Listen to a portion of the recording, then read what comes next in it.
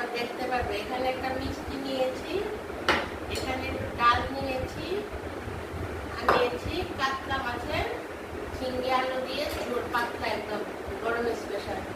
সেটা তোমরা দেখতে পারবে, রান্নাটা আমি ছেড়েছি আমার এই চ্যানেলে। খাওয়া শুরু করি।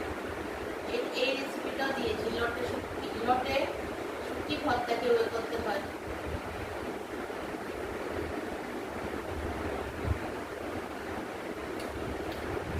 দারুণ হয়েছে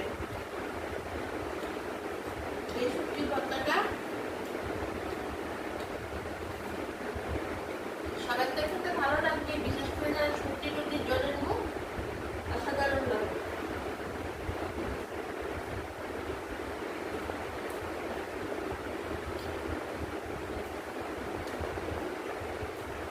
রেসিপিটা যদি দেখতে চাও আমার ভিডিওতে চলে যাবে, শর্টসে গেলে